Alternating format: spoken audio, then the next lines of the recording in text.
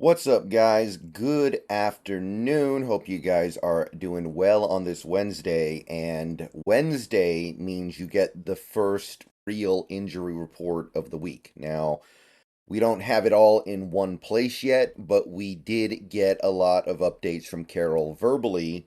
So let's go ahead and comb through it. Let's figure out exactly what we're dealing with here and try to get an idea of what kind of team we're going to have on Sunday against the Bengals. And I can tell you right now, the news is mostly good, and we are pretty close to having a relatively full team right now, as full as it can be, anyway. So, first update would be right here. Jamal Adams has cleared concussion protocol. It was said yesterday that he was going to clear it today. He has indeed cleared it. So, there's no reason why he wouldn't be able to play on Sunday. So he should be able to get pretty much a full week of practice in. At least he can practice as much as we want him to. And then there's no reason why he wouldn't play. So it looks like Adams will be making not his season debut, but his first chance to have a significant impact on a game this year. Let's go ahead and call it that because obviously last Monday night didn't go as anticipated. But yeah, Adams has cleared concussion protocol, so that's big. We also got good news on Charles Cross and Phil Haynes. Both guys practiced today. It was said that Cross practiced on Monday, so this isn't a surprise, but this is an indication that nothing bad happened, right? If he practices two practice sessions in a row, because obviously on Tuesday there was nothing going on, that's a pretty strong indication that the they're trending in the right direction, and we don't really have to worry about not having them on Sunday. So it looks like Cross will be able to suit up against the Bengals, and I don't think I need to tell you guys how much that's going to transform the offense. Stone Forsythe has done the best that he can. Credit to him for grinding out these last several weeks, but we need Cross back. Cross is a foundational piece of this offense, and we need to see what this offense can be with him. And Phil Haynes practicing. I know people like Anthony Bradford. I understand that Anthony Bradford is somebody that has gained a lot of favor with this fan base, but Phil Haynes is probably a better player overall right now than Bradford. Um, we'll see what Phil Haynes looks like when he gets out there for this game, because it does sound like he's going to play if he's practicing today. But I think Phil Haynes is all around a more stable player than Bradford right now. So at the very least, the depth makes it good news, right? Because when you think about it, if you don't have Haynes and then Bradford gets hurt, what are you doing then? You're bumping Evan Brown over to right guard and playing Oluwatimi at center, I guess. Same thing that you kind of had to do on Monday, just the other way around, because on Monday it was left guard. So I want Phil Haynes here. I want Phil Haynes here. I want Phil Haynes healthy, and I'm glad that he is getting healthy. Hopefully this time it's for real.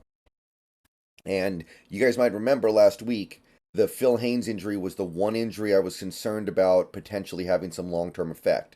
So the fact that Phil Haynes is already practicing is indicative to me that he suffered no long-term effects. So great news there. Phil Haynes looks like he's going to be ready to go very soon here, as in this Sunday.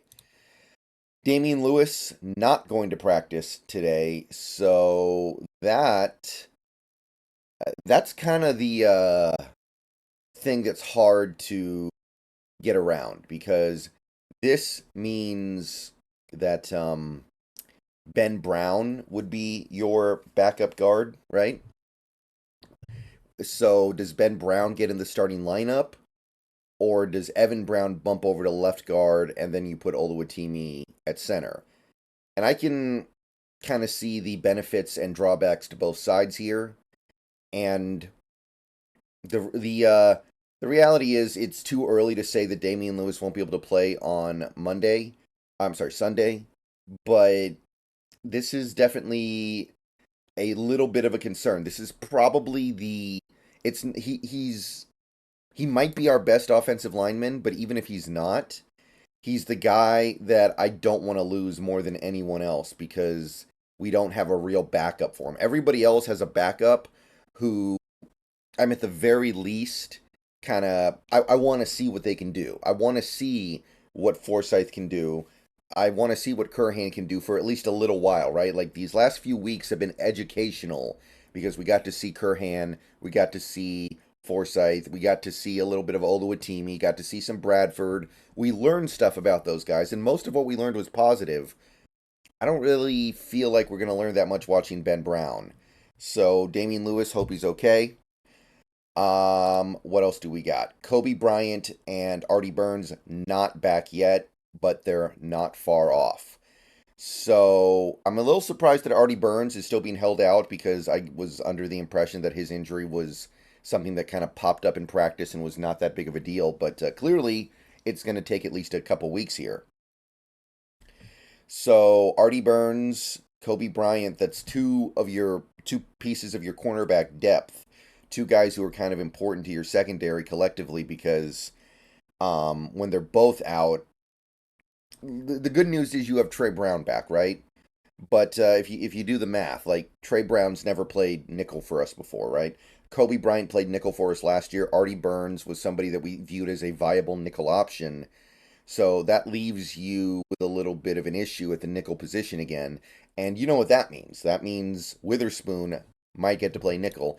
And Carroll even commented on that in his presser, talking about how Witherspoon may end up playing some in the nickel situations. So that's got to be exciting for him. That's got to be exciting for us after what we saw on Monday night.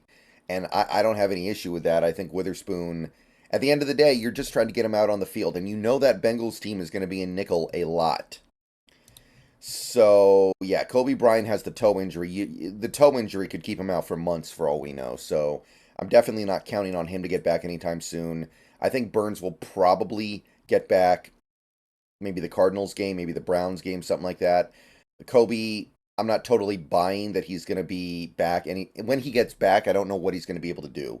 So it's good news that we can at least do this.